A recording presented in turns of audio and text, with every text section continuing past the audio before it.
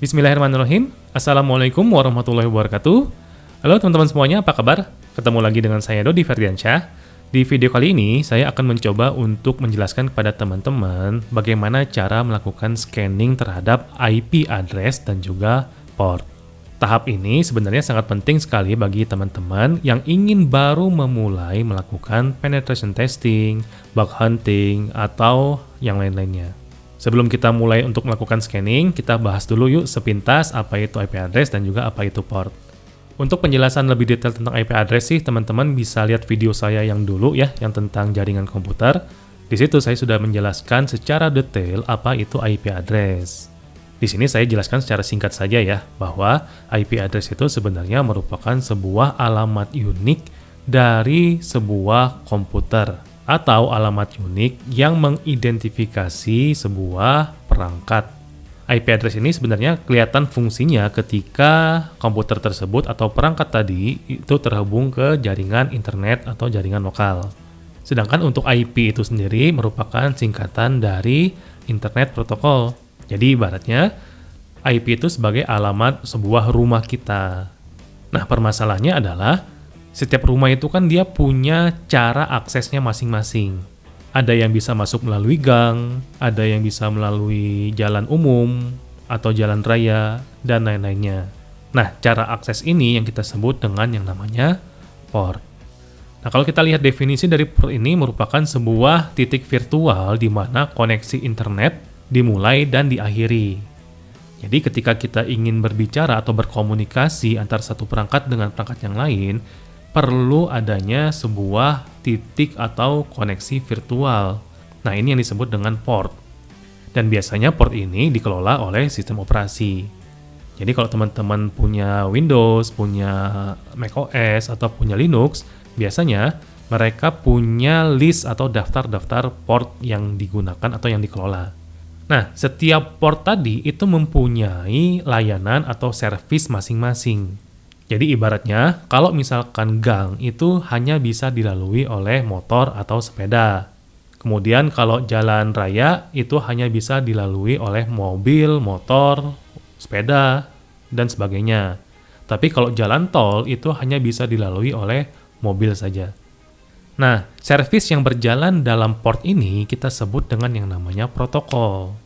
Nah, sekarang teman-teman lihat gambar di depan. Perbedaan antara port dengan protokol.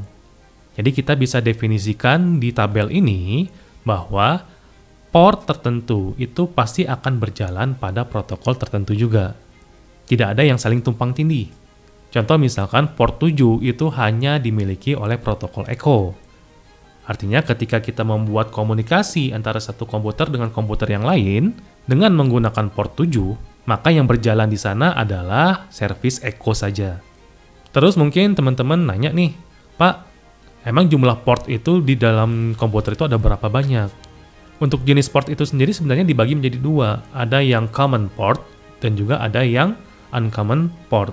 Kalau common port, teman-teman bisa lihat tabel yang ini. Ya kurang lebih ada puluhan atau ratusan port lah. Tapi kalau digabung dengan uncommon port itu hampir 65.000 lebih port yang disediakan oleh komputer.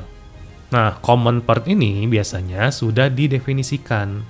Kalau port 7 itu pasti punyanya Echo, terus port 80 itu pasti punyanya HTTP, atau port 110 atau 110 itu pasti punyanya POP3. Tidak mungkin dipunyai oleh service-service atau protokol yang lain. Tapi bedanya dengan uncommon port, kalau uncommon port kita bisa definisikan sendiri. Port itu akan berjalan di mana. Nah, itu perbedaan antara common dan uncommon port. Kemudian, kenapa kita harus melakukan scanning IP dan port? Biasanya ketika kita ingin melakukan penetration testing atau bug hunting, atau ingin melakukan, dalam tanda kutip ya, melakukan kegiatan peretasan, langkah pertama yang kita lakukan adalah harus mencari tahu dulu korbannya itu berada di mana, alamatnya apa, terus pintu-pintu, dalam tanda kutip, pintu-pintu yang terbukanya apa saja. Nah, pintu di sini yang saya maksudkan adalah portnya. Jadi logikanya, seorang penyerang bisa memasuki komputer korbannya. Syaratnya satu, mengetahui alamat dari komputer korban. Yang kedua, harus mengetahui port yang terbukanya apa. Kemudian dari dua ini akan dicari vulnerability-nya apa. Nah, tapi kita tidak sampai untuk mencari vulnerability, kita hanya akan melakukan scanning IP dan port saja. Nah, sekarang kita mulai. Di sini saya menggunakan tools bantuan yaitu Advanced IP Scanner. Nanti teman-teman bisa download aplikasi Advanced IP Scanner ini di link yang saya tulis di kolom deskripsi. Untuk tampilannya simple seperti ini, tidak ada yang aneh-aneh, menunya juga tidak ada yang aneh-aneh ya. Nah, sekarang kita akan coba untuk menggunakan aplikasi ini atau tools ini. Cara yang pertama adalah pastikan komputer kita terhubung dulu ke dalam sebuah jaringan. Kemudian, kita harus tahu dulu range IP di dalam jaringan tersebut.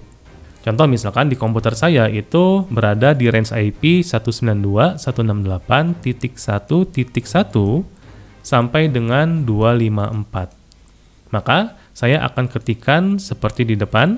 Tools ini akan melakukan scanning mulai dari IP 1.1 sampai dengan IP 1.254. Kalau ada perangkat yang sedang online dan IP tersebut sedang aktif, maka daftar dari IP tadi akan dimunculkan pada kolom hasil. Terus, setelah kita ketik IP-nya, maka kita tinggal pencet tombol scan-nya saja. Kita klik. Terus kita tinggal tunggu. Nah, di bawah ini adalah progress bar scanning-nya. Nanti kalau misalkan sudah beres, warna hijaunya itu akan hilang. Nah, sudah selesai. Hasilnya seperti ini. Berarti yang terdeteksi di dalam jaringan saya itu ada 4 perangkat. Kalau di sini, IP 1.1 itu adalah router utama. Kalau 1.2 itu adalah router kedua.